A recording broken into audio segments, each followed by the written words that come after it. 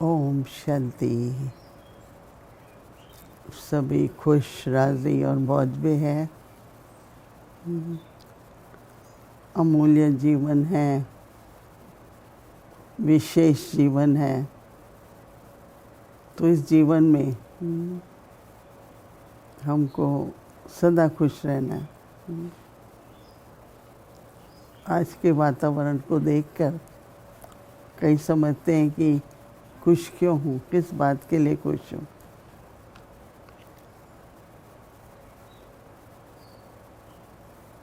खुशी जो है एक खुराक है। खुश होते हैं तो मन बुद्धि भी ठीक काम करती है। किसी भी बात में अगर राज़ी नहीं है, असंतुष्ट है, तो जीवन में बहुत कठिनाइयाँ लगती हैं।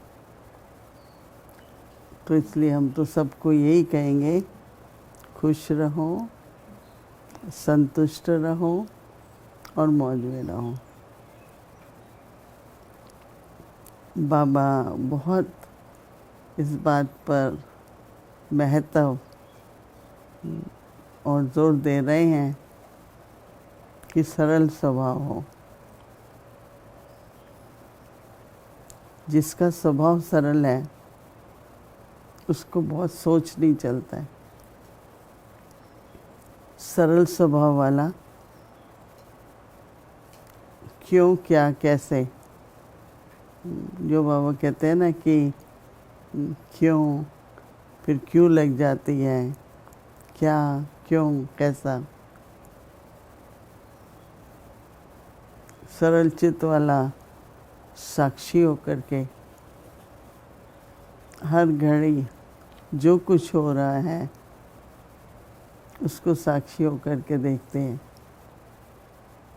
और सरल चित्त वाले में सीखने की बहुत भावना होती है।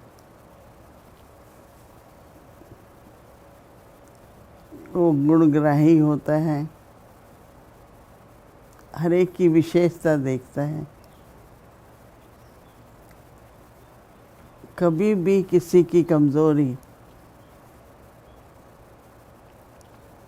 किसी की कमी, किसी के अवगुण को हमें देखना नहीं है। क्योंकि देखो, हमारे नेत्र हैं, हम इस नेत्र के द्वारा बाबा को प्रत्यक्ष करना चाहते हैं। तो कहते हैं कि दोषी स्वभाव, दोषी नहीं होनी चाहिए आंखें। किसी का दोष देखते हैं तो अपनी कर्म इंद्री जो है वो दोषी हो जाती है। नहीं, बड़ा सूक्ष्म है। अब बाबा क्यों कहता है, बच्चे किसी के भी अवगुण को मत देखो। देखेंगे नहीं तो सोचेंगे नहीं तो वर्णन भी नहीं करेंगे। तो जैसे सब कर्म इंद्रियाँ हमारी शुद्ध रहेंगी, पवित्र रहेंगी और उनमें अलौकिकता होगी, तो कैसे हम अपना संस्कार और स्वभाव सरल चित्त बनाएं। तो बाबा कह रहे हैं कि अगर सरल चित्त है तो मधुरता भी है।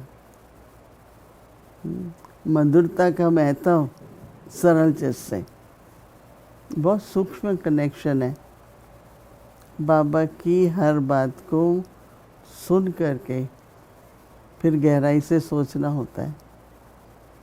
मुझे बहुत अच्छा लगा, गीत में था कि शिक्षाओं के आधार पर हम बाबा का कार्य करते हैं। तो ये प्रश्न रहता है ना कि बाबा तो करन करावना है, परंतु अगर ज्ञान है, शिक्षाएं हैं, तो बाबा आपको निमित्त बनाएगा। तो बाबा को भी, ब्रह्मा बाबा को भी बहुत भोले बच्चे अच्छे लगते थे। भोले भी और समझदार भी। किसी बात की चतुराई नहीं, पर सदा ही बस बाबा की शिक्षाएं, उस पर मनन चिंतन होता रहे। जितना भी आयु जिस्मानी और रूहानी रूप से गुजर गई है, अब बाकी जो थोड़ा समय है उसमें हम सभी पूरा अटेंशन दें। तो बाबा कह रहे हैं कि सरल चित्त और मधुरता हमारे दृष्टि में, हमारे बोल में मधुरता हो। मधुरता में सम्मान की भावना होती है, कल्याण की भावना होती है। कुछ दिनों पहले बाबा ने भाव, भावना और स्वभाव, हमारा भाव क्या है और भावना क्या है, और उसके आधार पर फिर हमारा स्वभाव क्या है। बाबा ने कहा कि परिवार से प्यार हो, और हमारा परिवार ईश्वरी परिवार, रूहानी परिवार सबसे बड़ा संगम युग पर ही होता है। तो हर एक आत्मा तो है ही, और ईश्वर की संतान है हम सभी।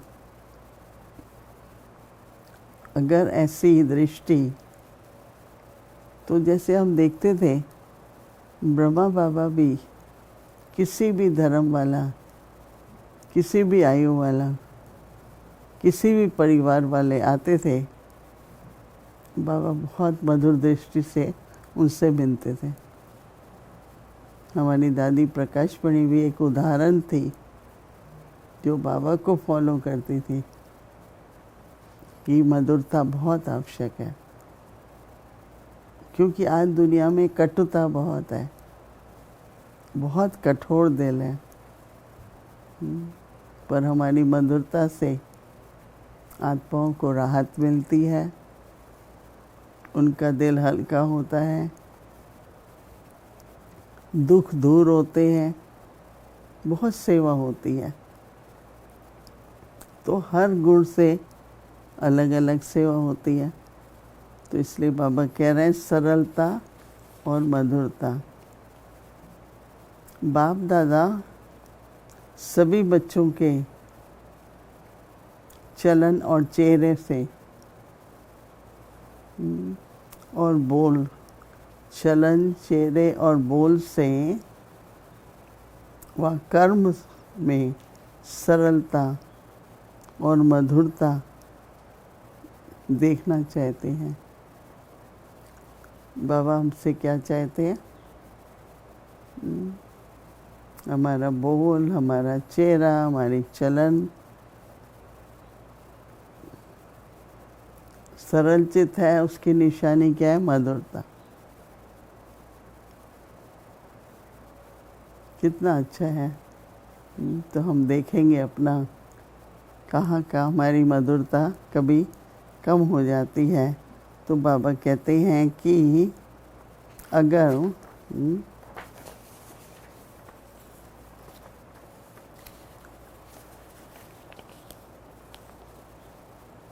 कभी आवेश आ जाता है या थकावट के कारण थोड़ा भी बोल मधुर नहीं है। हाँ, कभी कभी आजकल ये स्ट्रेस बहुत हो जाती है, काम का सोचते रहते हैं, ये करना है, ये करना है, ये करना है, फिर चिड़चिड़ापन आ जाता है। कोई कुछ पूछता है वो ऐसा जवाब देंगे, परंतु अपना संयम बनाए रखना, मधुरता बनाए रखेंगे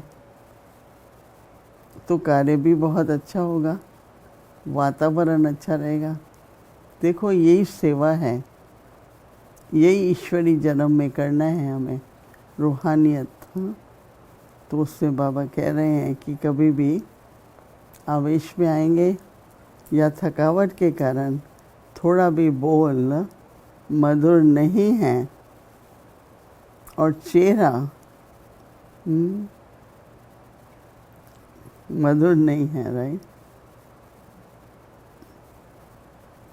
थोड़ी थकावट के कारण भी चेहरा, बाबा कहता है कि मधुरता नहीं दिखाई देती है, तो बाबा कहते हैं सीरियस दिखाई देते हैं।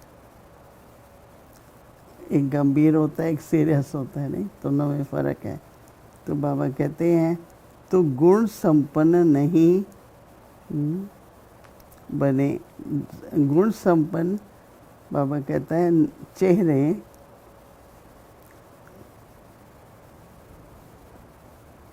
गुण संपन्न चेहरा नहीं देखता है। सोचने की बात है।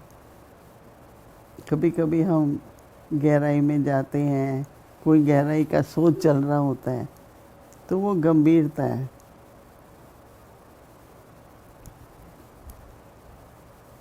लेकिन कुछ मन में दुख है, कोई समस्या है, किसी से हम नाराज़ हैं, तो सीरियस हो जाते हैं।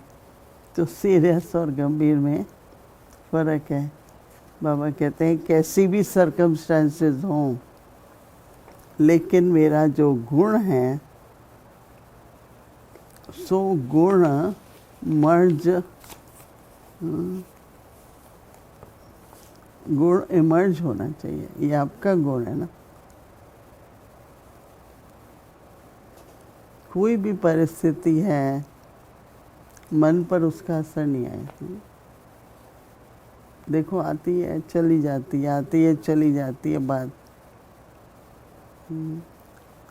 हम लोग एक एक महीना, एक एक हफ्ता ये बात ऐसी हुई थी, कार्य में ठीक करने की ज़रूरत है। लेकिन मन की हमारी फीलिंग्स जो हैं वो हमेशा सरल चित्त वाली रहे। तो बाबा कहते हैं बाप दादा कैसे